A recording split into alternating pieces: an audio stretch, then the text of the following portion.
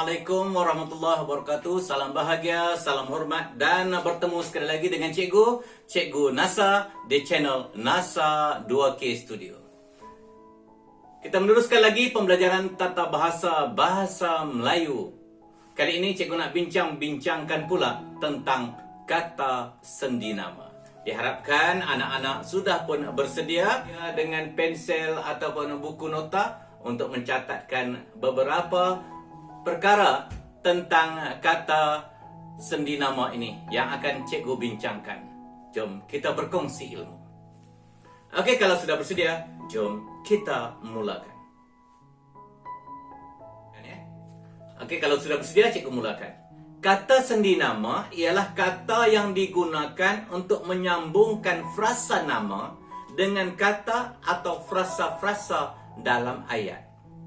Antara kata sendi nama yang seringkali kita gunakan di dalam tata bahasa Melayu ialah di, ke, dari, daripada, kepada, pada, bagi, dan sebagainya. Banyak lagi. Namun hari ini kita akan cuba bincang-bincangkan beberapa kata sendi nama yang penting.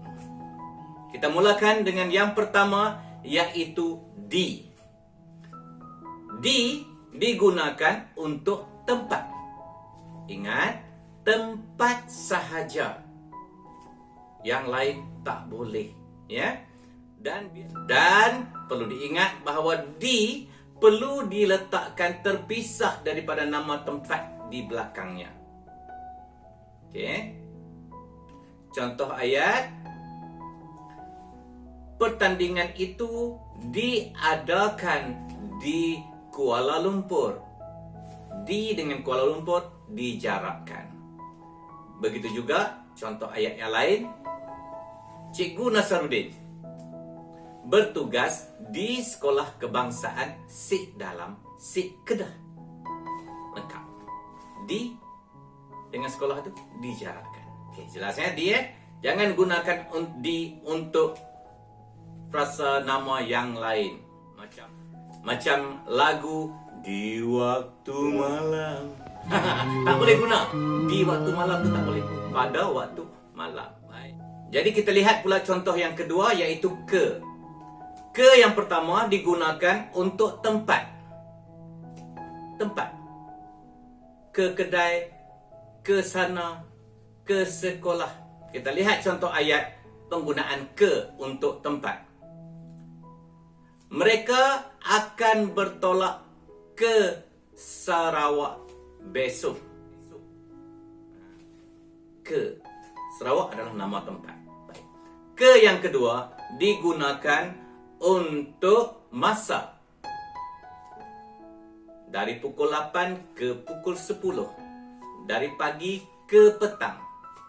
Contoh ayat yang boleh cikgu berikan ialah ayah bekerja di sawah padi dari pagi hingga ke petang.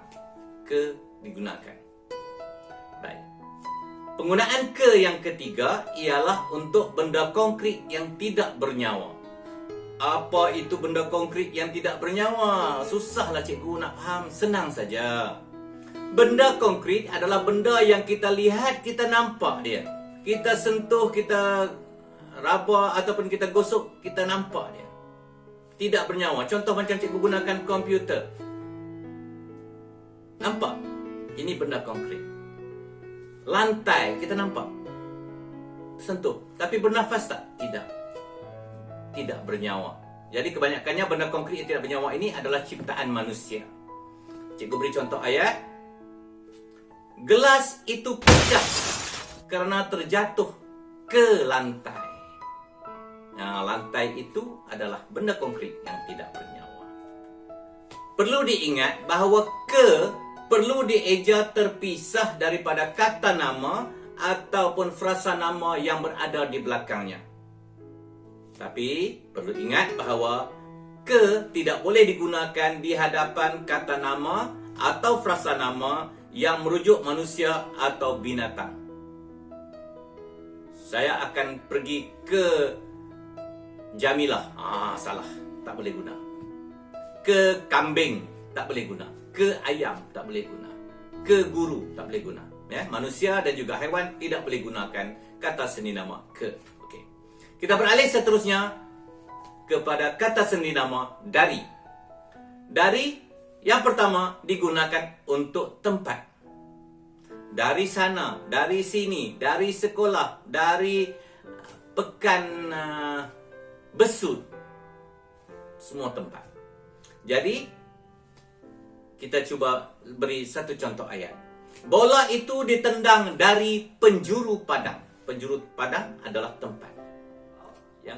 Yang kedua, kata dari juga digunakan untuk arah atau masa.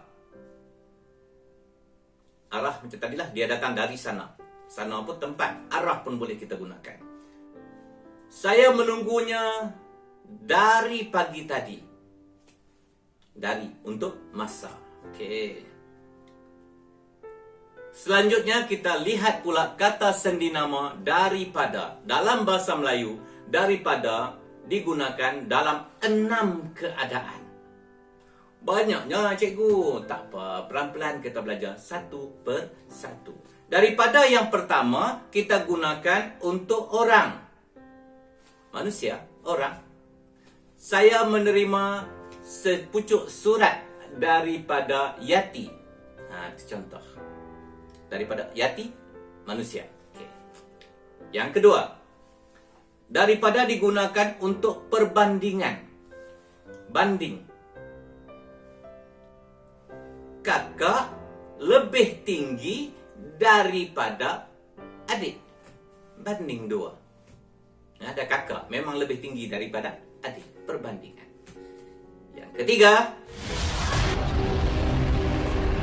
daripada digunakan untuk benda abstrak bersifat simbolik. Oh, apa ini? Benda abstrak pula. Yang tadi tidak bernyawa, benda konkret tidak bernyawa. Sekarang benda abstrak pula yang bersifat simbolik. Okey, senang saja. Benda abstrak ini adalah benda yang kita cuma dapat fikirkan. Kita tak nampak. Kita tak boleh sentuh. Tapi kita tahu benda itu wujud. Contoh yang cikgu boleh beri macam ini. Banyak pengetahuan baru yang saya dapat daripada ceramah itu. Jadi ceramah itu adalah benda abstrak yang bersifat simbolik. Sebab kita tak nampak pun ceramah itu macam mana bentuknya. Segi empat ke, bulat ke dan sebagainya. Tapi kita tahu bahawa ceramah itu wujud. Jelas. Cuba kamu bincang-bincang dengan cikgu di dalam kelas. Cuba cari apakah lagi contoh-contoh benda abstrak yang bersifat simbolik ini. Selain daripada cikgu sebut tentang ceramah tadi. Ya, ada beberapa contoh yang lain. Baik. Seterusnya, asal kejadian. Daripada juga digunakan untuk asal kejadian. Maknanya punca sesuatu itu berlaku. Kita lihat contoh ayatnya. Ukiran itu dibuat daripada perak. Maknanya asal kejadian ukiran itu adalah daripada perak. Baju ini dibuat daripada kain sutra. Itu juga contoh asal kejadian. Asal kejadian baju itu adalah daripada kain sutra. Asal kejadian. Okay. Kemudian yang seterusnya yang keberapa ya sekarang ni? Pertentangan. Berbeza. Berbeza ayat depan dengan ayat belakang bila kita menggunakan kata sendi nama daripada. Contoh yang cikgu boleh berikan ialah daripada kamu tidur, lebih baik kamu siapkan kerja sekolah. Tidur dengan siapkan kerja sekolah itu berbeza. Dan biasanya kita menggunakan kata sendi nama daripada ini di hadapan ayat untuk pertentangan ini. Jarang untuk tahap 1 menggunakan daripada untuk pertentangan. Biasanya tahap 2 dan juga di peringkat menengah. Namun kita belajarlah sebagai pengetahuan. Okey. Kemudian yang terakhir adalah daripada yang menunjukkan keanggotaan. Ahli.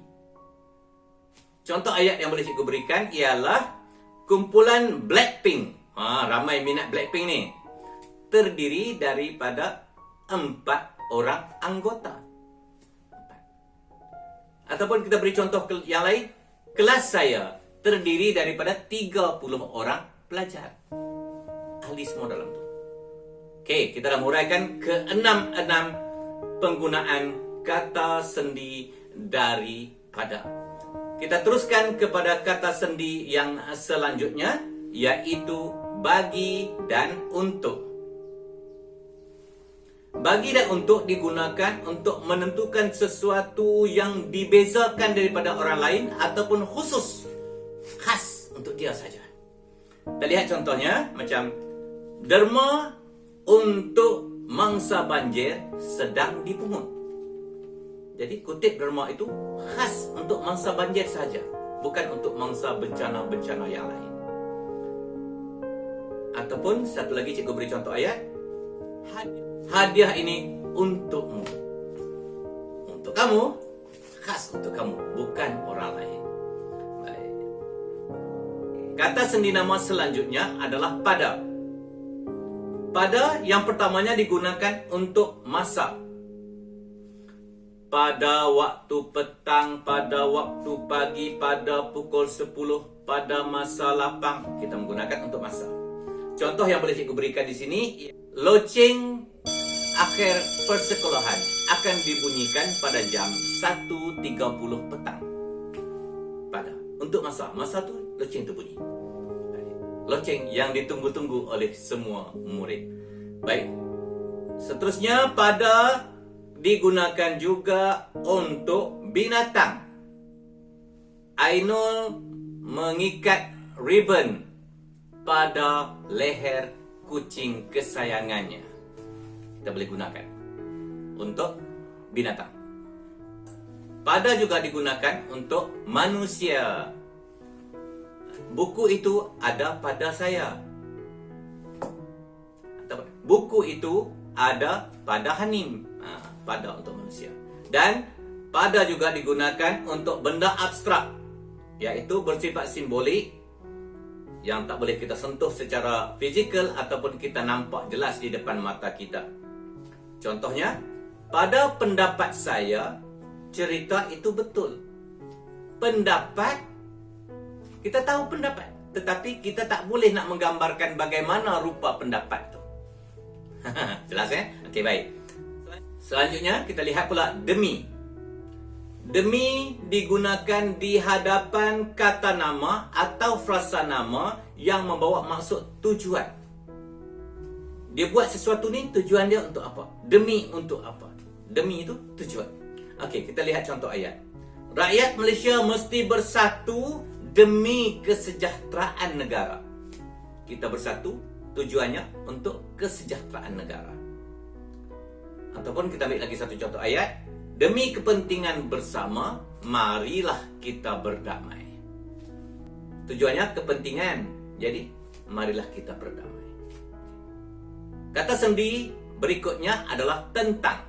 Tentang digunakan untuk menyatakan makna berkenaan dengan, berkaitan dengan sesuatu perkara itu kita gunakan tentang.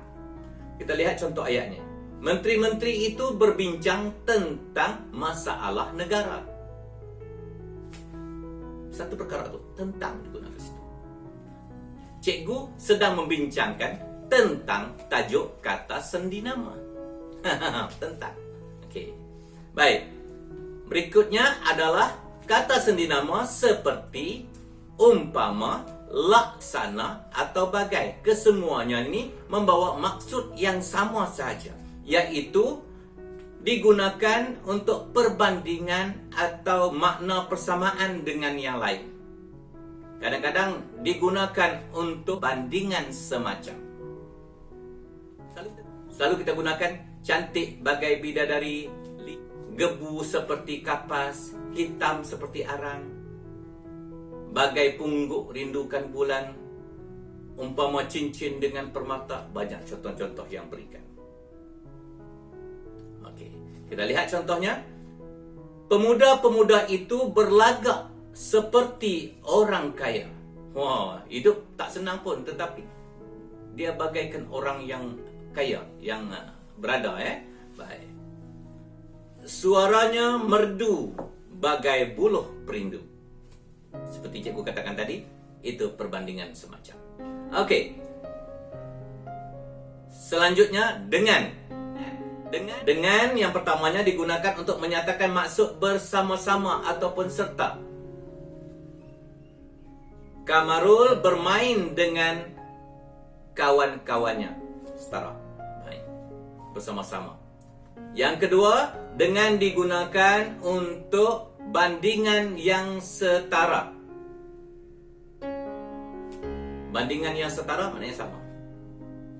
Contohnya, hasil yang diperolehi tidak setimpal dengan usahanya. Maknanya dia dah berusaha bersungguh-sungguh, belajar dengan sungguh-sungguh, tetapi dia masih lagi mencapai keputusan yang tidak begitu cemerlang. Jadi kita menggunakan dengan di situ. Okey. Seterusnya, dengan juga digunakan untuk keterangan cara. Contohnya, Ainul belajar dengan tekun. Caranya dia belajar tekun. Dan akhir sekali, dengan digunakan untuk penggunaan sesuatu sebagai alat. Dia menulis dengan pensel. Jadi, gunakan pensel sebagai alat untuk menulis. Okey? Selesai tentang dengan. Kita pergi pula kepada sejak atau semenjak. Sejak atau semenjak digunakan untuk membawa maksud penanda waktu atau masa. Had waktu atau masa. Kita lihat contoh ayat supaya lebih faham. Amira berasa sedih sejak berpisah dengan kawan-kawannya. Semenjak dia berpisah dengan kawan-kawannya, dia mula tak seronok, menyendiri, sedih. Okey. Kata sendi nama berikutnya adalah oleh. Oleh digunakan selepas kata kerja pasif yang menggunakan awalan di dan juga ter. Bila masa pula ni nak uraikan ni. Kita lihat contoh ayat di. Kuih itu dibuat oleh Nadia. Penggunaan oleh di hadapannya ada di. Contohnya. Dan akhir sekali cikgu nak menguraikan kata sendi nama ialah hingga ataupun sampai. Hingga atau sampai ini digunakan untuk menyatakan had masa. Setakat itu saja. Waktu atau tempat tertentu. Contoh-contoh ayatnya macam ni. Anggota-anggota polis itu berkawal hingga larut malam. Boleh kita gunakan hingga pun boleh, ataupun nak gunakan sampai larut malam pun boleh. Dan juga satu lagi contoh ayat yang boleh cikgu berikan ialah Hamidah belajar bersungguh-sungguh hingga ke peringkat universiti. Hamidah belajar bersungguh-sungguh hingga had tertentu, had dalam pembelajarannya, masa dia ataupun tempatnya di situ, hingga ke universiti. Okey, cikgu rasa dah banyak contoh-contoh yang cikgu bincang-bincangkan sepanjang kita belajar tentang kata sendi nama ini. Dan cikgu harapkan agar kamu dapatlah walaupun tak banyak, sedikit dari hasil perbincangan kita. Okey, kalau rajin-rajin, cubalah kamu menjawab soalan kuis yang cikgu sediakan di ruangan description dan juga komen di bawah video ini. Dan kalau inginkan penerangan lebih jelas, bertanya kepada guru-guru di dalam kelas. Okey, sampai kita jumpa lagi. Assalamualaikum warahmatullahi wabarakatuh. Bye-bye.